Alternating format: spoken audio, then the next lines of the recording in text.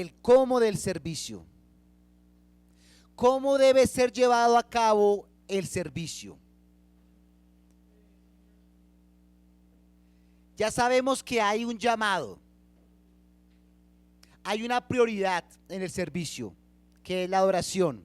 Ahora la pregunta es el cómo se lleva a cabo el servicio.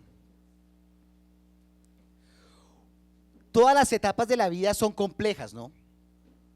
Pero sin duda alguna, la adolescencia es una de esas etapas bien, pero bien complejas en la vida. Porque es la etapa en donde se están definiendo muchos aspectos en la vida del ser humano.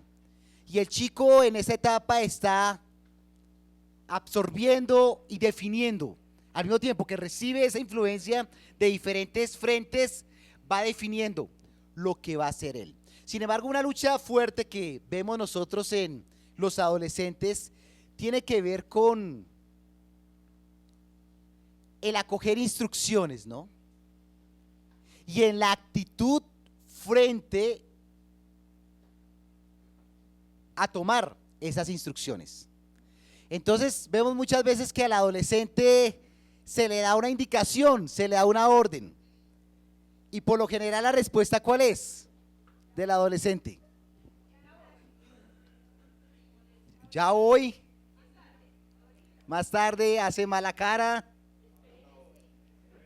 espérese, le da pereza, no quiere hacerlo. ¿Y eso con qué palabra lo resumiríamos? Cuando termina, puede que haciendo lo que se le indica, pero no lo termina haciendo de la manera deseada. Mala gana. Podríamos hablar de actitud, ¿no? Ok. Pero yo creo que el tema de fondo aquí es actitud. ¿Con qué actitud se acoge una indicación? El cómo lo hace. Muchas veces, y eso se espera, digamos, que el adolescente acoja las instrucciones que se le da. Y tiene que ser así, por honrar a padre y madre. Pero vaya que sí se lucha bastante con el tema de la actitud. Porque puede que el muchacho termine haciendo las cosas, pero no las haga de la manera correcta, con la actitud correcta. Pero saben, mis hermanos, en muchos sentidos nosotros, los creyentes, muchas veces actuamos como adolescentes. Porque continuamente el Señor en su palabra nos está dando instrucciones. Pero la realidad es que muchas veces no tenemos la actitud correcta frente a la forma como el Señor quiere que hagamos las cosas.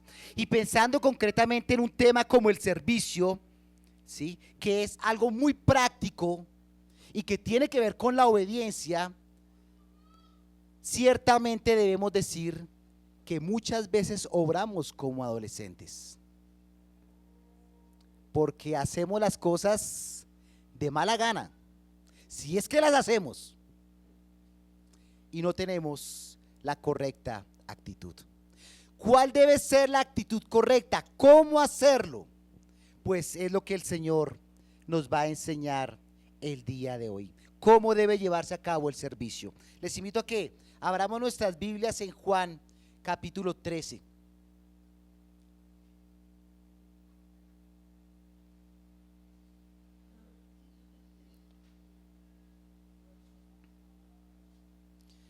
Juan capítulo 13, versículo 1.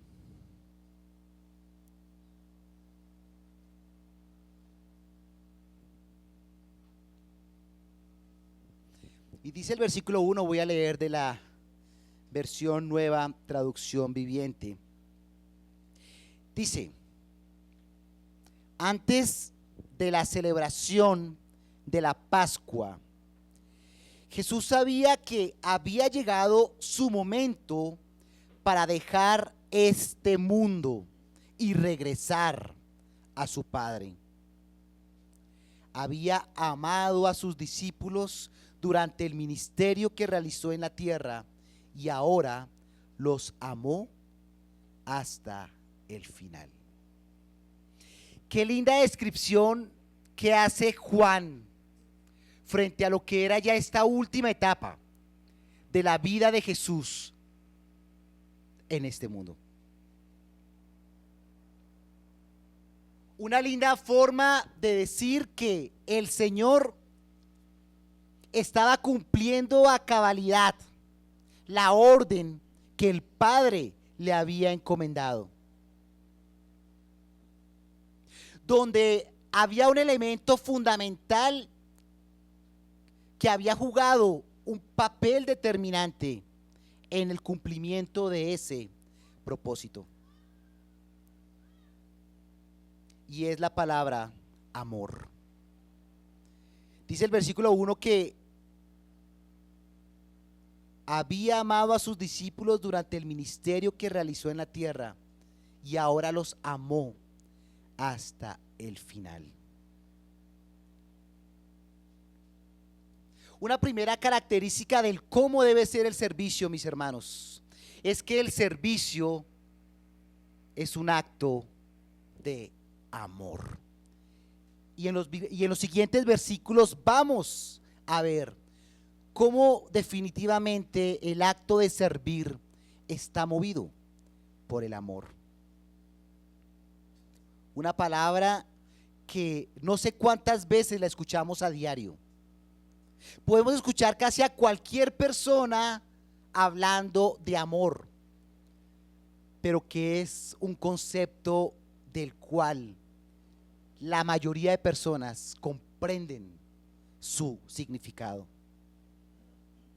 Dice el versículo 2 y el 3. Sigamos. Era la hora de cenar y el diablo ya había incitado a Judas, hijo de Simón Iscariote, para que traicionara a Jesús. Jesús sabía que el Padre le había dado autoridad sobre todas las cosas y que había venido de Dios y regresaría a Dios. El Padre le había dado toda autoridad y toda potestad a Jesucristo. Y cuando hablamos de toda autoridad y toda potestad, estamos hablando de todas las cosas que previamente había hecho Jesús. Y los evangelios nos describen de manera muy amplia todas las cosas que había hecho Jesús entre quienes le rodeaban. Pero saben, también el Padre le había dado autoridad para hacer lo que iba a hacer a continuación.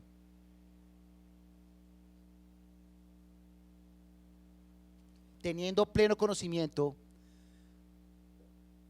de lo que iba a ocurrir unas cuantas horas después. Porque estamos refiriéndonos a un momento muy álgido en la vida de Cristo. Horas después iba a ser arrestado, enjuiciado, crucificado. Y todo esto seguramente sería sorpresivo para los discípulos, pero para Jesús no, porque él sabía lo que iba a acontecer más adelante. Y aún en medio de esa realidad, el Señor le había dado potestad de hacer todo lo que iba a hacer. ¿Y qué hizo? Dice el versículo 4.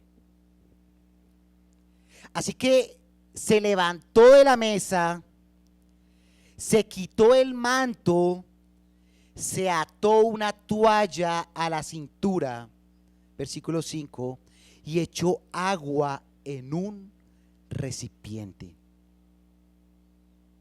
Luego comenzó a lavarles los pies a los discípulos y a secárselos con la toalla que tenía en la cintura.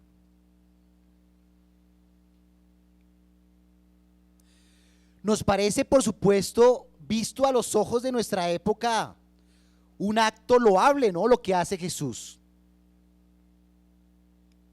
Postrarse a los pies de sus discípulos y empezar a lavar sus pies.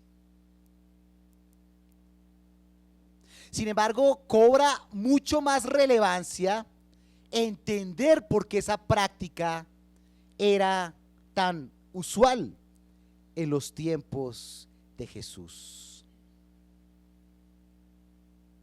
Lo que estaba haciendo Jesús como acto mismo era un acto normal de la época. En una zona polvorienta como lo es el Medio Oriente,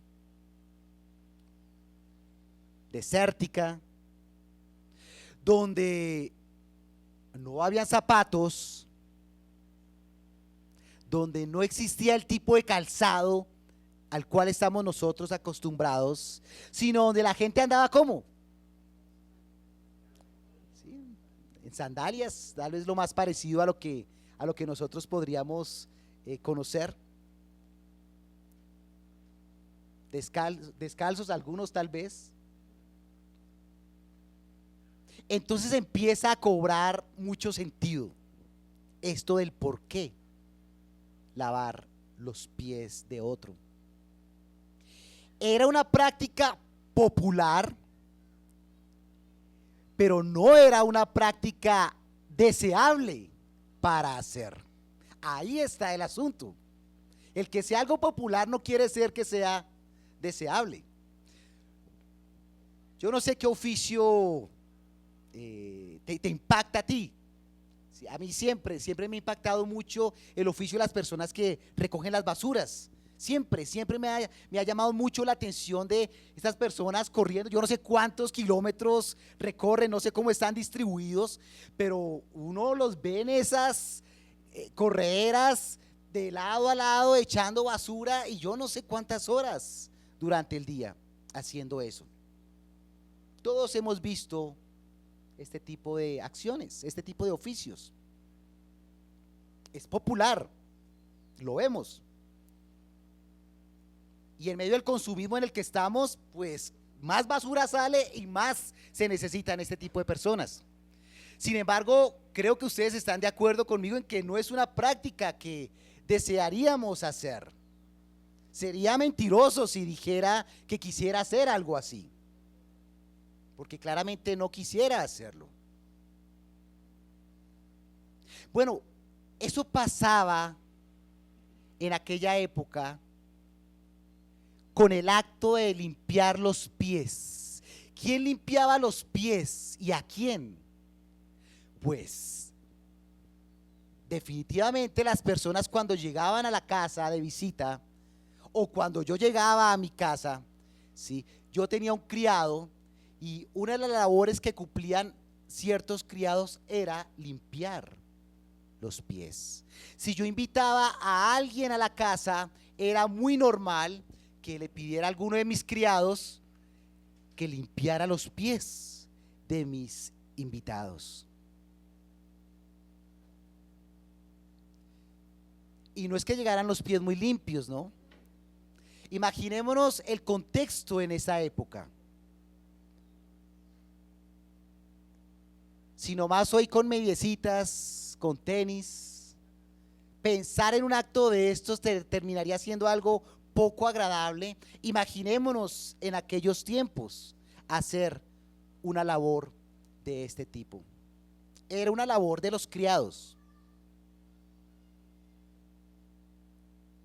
Los esclavos cumplían esa labor como parte del cumplimiento de su deber, en un acto de obediencia a lo que su amo le pide y en un acto de honra, de reconocimiento de alta estima a quien le estoy haciendo eso.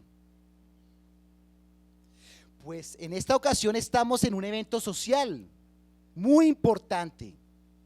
Estaba nada más y nada menos que Jesús con su grupo más cercano. Están en un evento muy importante. del cual algo Héctor nos comentaba hace un rato. Estaban en la última cena. Estaban en un sitio prestado, pero no había un criado que hiciera esa labor, cuando claramente, pues, los pies de todos estaban sucios. La cena ya había empezado, pero ninguno había tomado la iniciativa.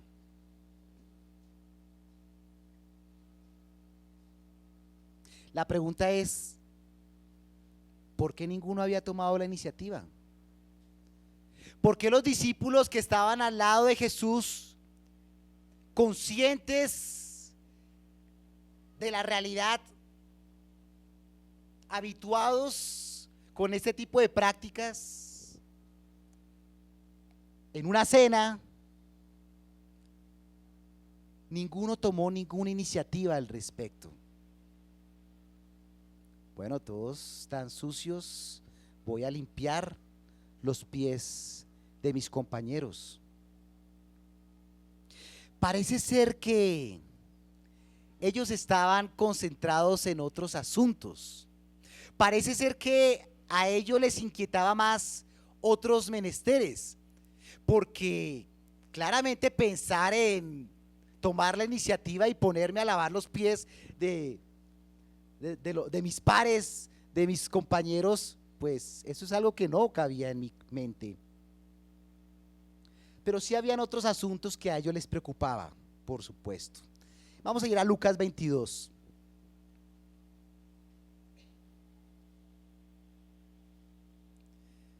Lucas 22.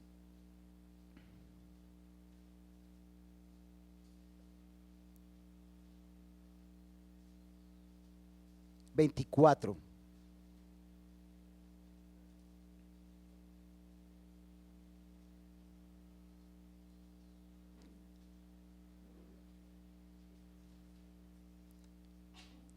dice, Lucas 22, 24.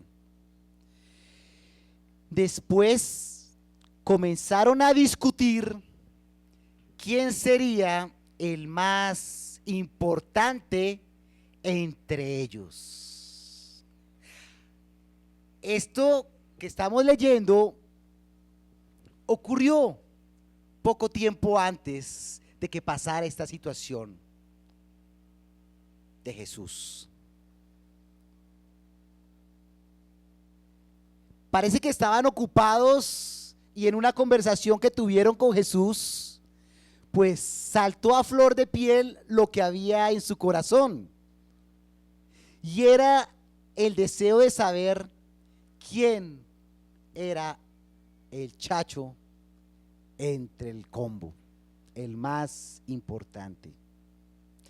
Y Jesús le responde, versículo 25, Jesús les dijo: en este mundo los reyes y los grandes hombres tratan a su pueblo con prepotencia. Sin embargo, son llamados amigos del pueblo. Pero entre ustedes será diferente. El más importante de ustedes deberá tomar el puesto más bajo, y el líder debe ser como un sirviente. Los discípulos estaban enfrascados en una pelea en la que nosotros también estamos muchas veces. Porque nosotros por naturaleza queremos siempre ganar. Nosotros por naturaleza siempre queremos pensar en que somos los más importantes. Los discípulos estaban dispuestos a pelear por quién ocuparía el trono al lado de Jesús, pero no estaban preocupados por quién de ellos sería el primero en tomar la toalla. Querían ser servidos, pero por su cabeza, frente a una necesidad que había, porque era claramente evidente que había una necesidad, porque era una necesidad que respondía a lo que comúnmente se hacía en la época. No se estaba pidiendo nada diferente.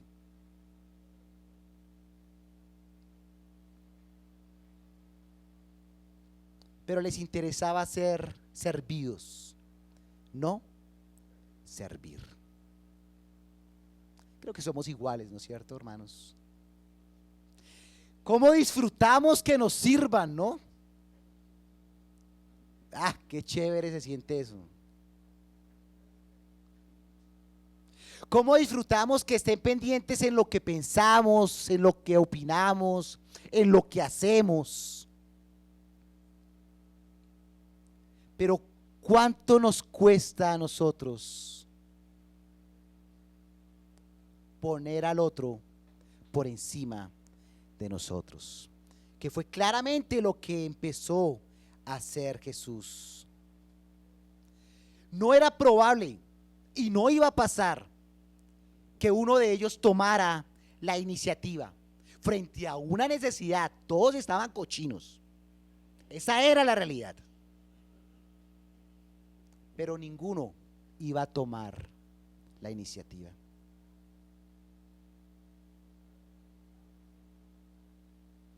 Es claro que Juan, quien estuvo en ese momento, le impactó lo que vio. Porque si ustedes miran el versículo 4 y el versículo 5, lo hace muy descriptivamente. O sea, Juan describe minuciosamente el paso a paso de lo que hizo Jesús. Es decir, quien hace una descripción tan detallada de un evento es porque le impactó.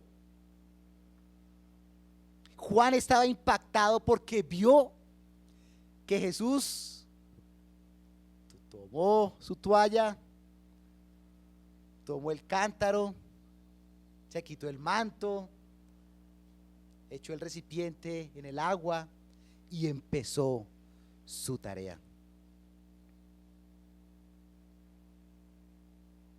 Juan estaba impactado por ver al maestro sirviendo, por ver al maestro en una actitud correcta, como debe ser el servicio. El servicio, ¿cómo debe hacerse, hermanos? Con amor, leíamos al principio, y como un acto de sacrificio,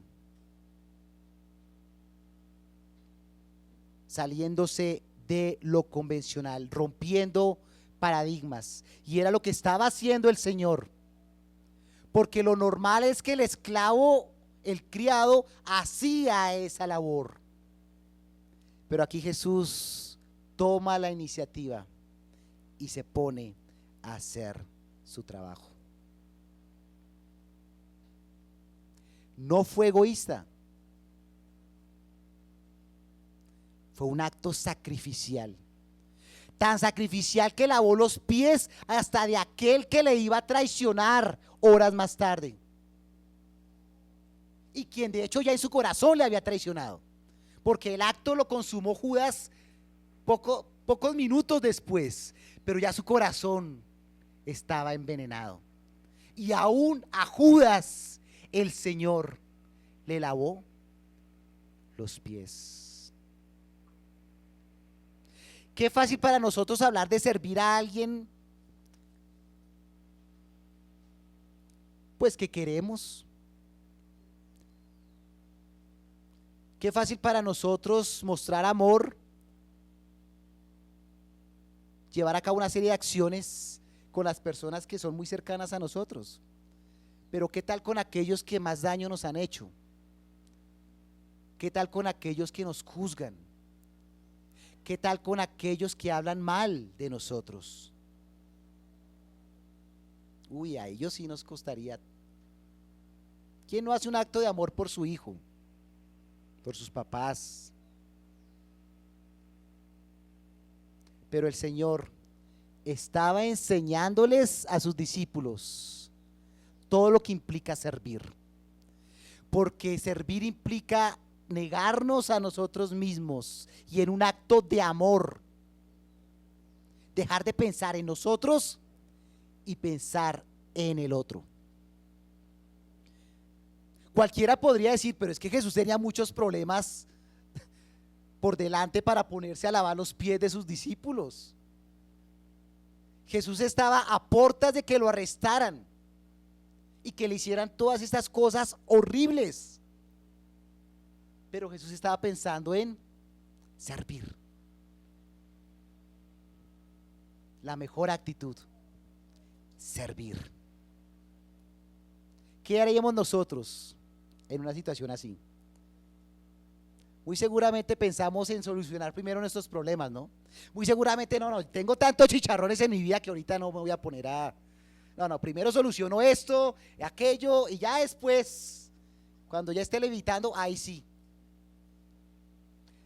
Pero el Señor Jesús nuevamente rompe los esquemas a los que estamos acostumbrados a vivir. En el momento más difícil que estaba viviendo Jesús en la tierra, en ese momento no estaba pensando en Él, estaba pensando en sus discípulos, y no solo en ellos, en nosotros, porque estaba dando unas lecciones para lo que sería la iglesia más adelante. Es un acto de amor, es un acto de sacrificio. Versículo 6. Cuando se acercó a Simón Pedro, este le dijo: Señor. Sí, volvemos a Juan, por favor. Sí, versículo 6. Cuando se acercó a Simón Pedro, este le dijo: Señor, ¿tú me vas a lavar los pies a mí? Jesús contestó: ahora no entiendes lo que hago, pero algún día lo entenderás. Ni Pedro ni nadie entendía lo que estaba haciendo Jesús en ese momento, pero claramente después lo entendieron aquellos que contribuyeron en escribir el Nuevo Testamento. No, protestó Pedro, jamás me lavarás los pies.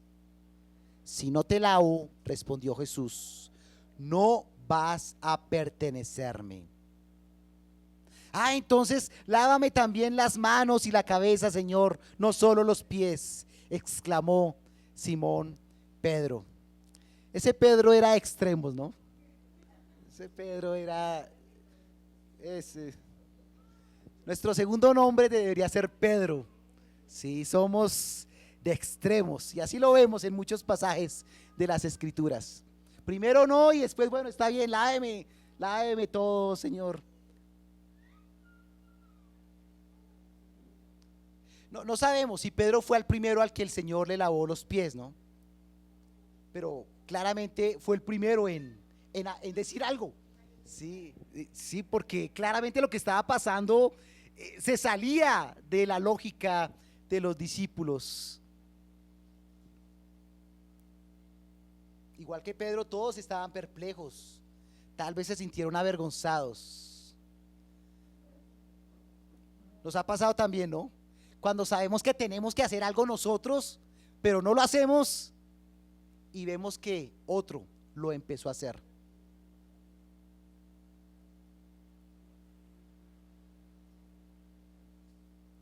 El Señor, para cumplir sus planes y propósitos, levanta a quien tiene que levantar. Y en ese momento lo hizo Él mismo para enseñarles a los discípulos cómo es que opera el servicio.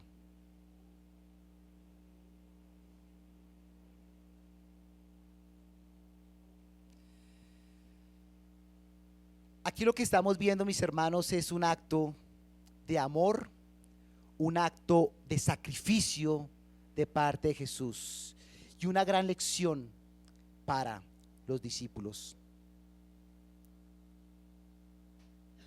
El Señor le dice a Pedro: no, es que no tengo que lavarlo todo, ya ustedes están limpios.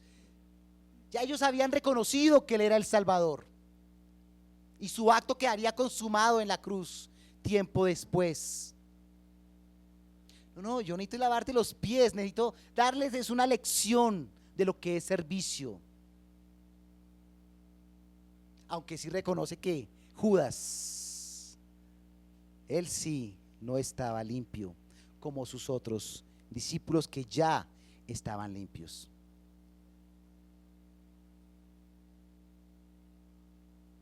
Dice el versículo 10. Jesús respondió: una persona que se ha bañado bien no necesita lavarse más que los pies para estar completamente limpia. Y ustedes, discípulos, están limpios, aunque no todos. Versículo 11, pues Jesús sabía quién le iba a traicionar.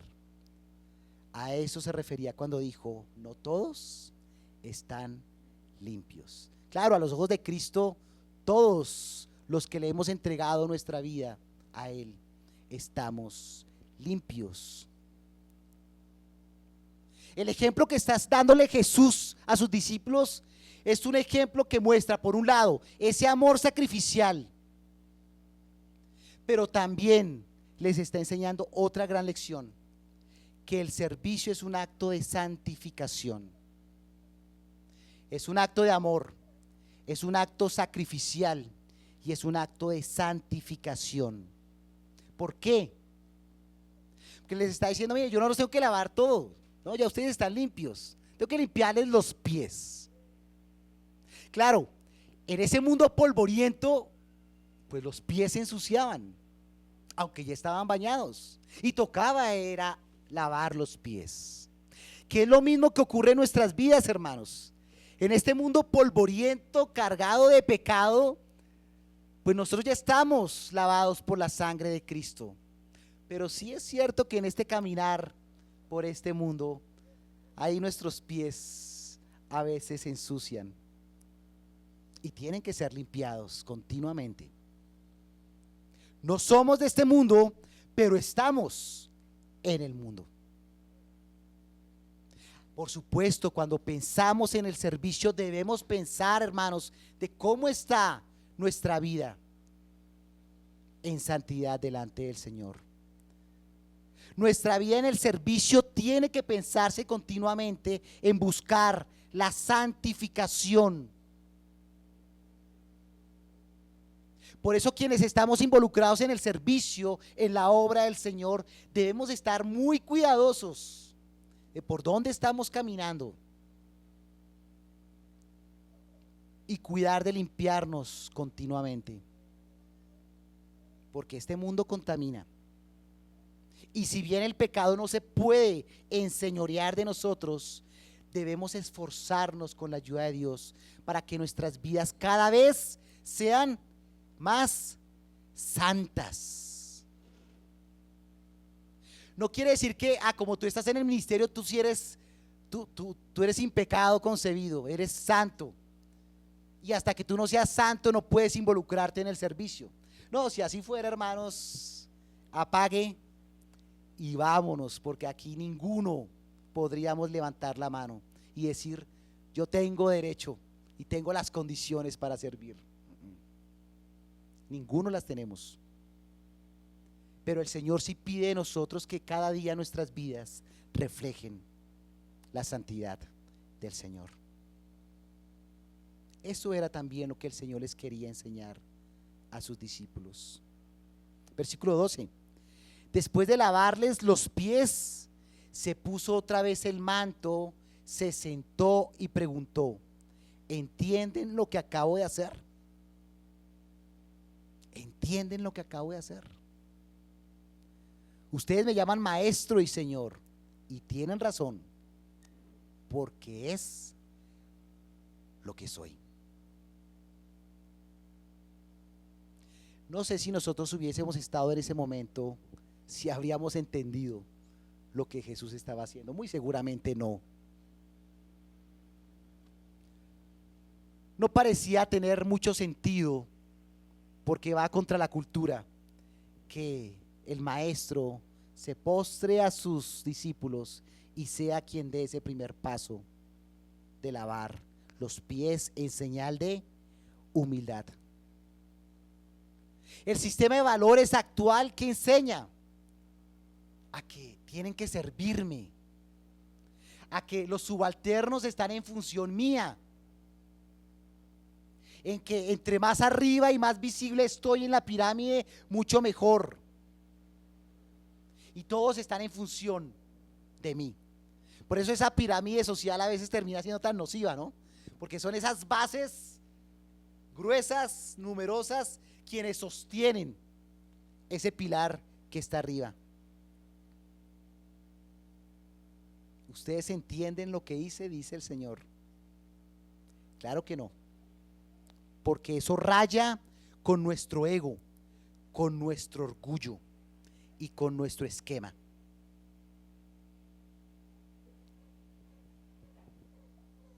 Versículo 14.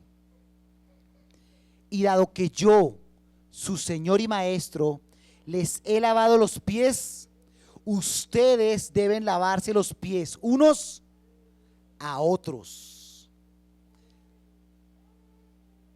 ¿Estamos dispuestos a hacer eso, hermanos? ¿Estamos dispuestos a servirnos los unos a los otros como miembros de una iglesia? Ahora pasémoslo al plano del hogar. ¿Estoy dispuesto como esposo a servirle a mi esposa a la manera en que Jesús enseñó? La esposa está dispuesta a servirle al Señor, a su esposo, perdón, bueno, a su señor esposo, como el Señor lo ha establecido en su palabra.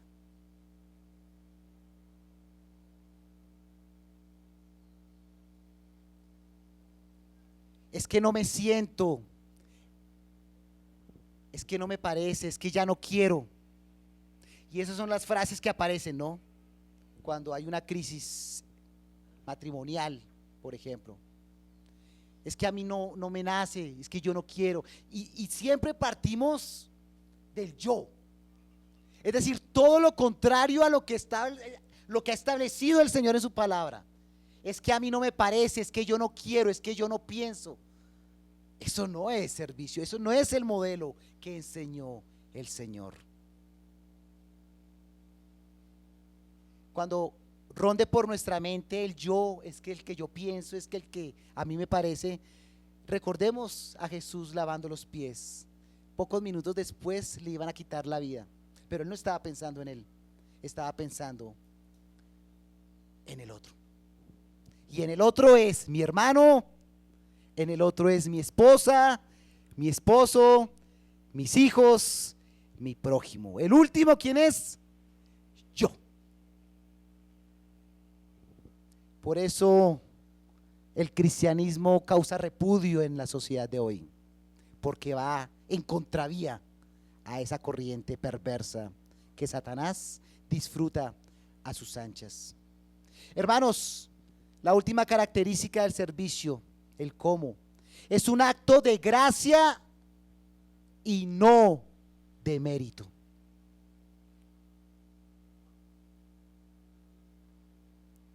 Es un acto de amor, es un acto sacrificial, es un acto de santificación y es un acto de gracia y no de mérito. Tengamos la certeza, hermanos, que ni tú ni yo merecíamos nada, ninguna consideración de parte de Dios, pero Él lo hizo. Dio su vida en rescate por nosotros. Ten la certeza que ni tú ni yo merecíamos ser parte de una iglesia, de la Iglesia Universal de Cristo. Sin embargo, el Señor nos adoptó y nos hizo parte de su iglesia. Ten la certeza de que ni tú ni yo merecemos tener dones ni talentos, pero ¿sabes qué dice la Biblia? Que si tú eres hijo de Dios o hija de Dios, el Señor te ha dado talentos, te ha dado dones. Y sabes, nada de esto es por mérito. Aquí la meritocracia no existe. Puede que en otros escenarios sea válido, pero acá por meritocracia estamos todos con un saldo en rojo. El Señor lo dio como un acto de gracia, enseñándonos lo que es el servicio sincero.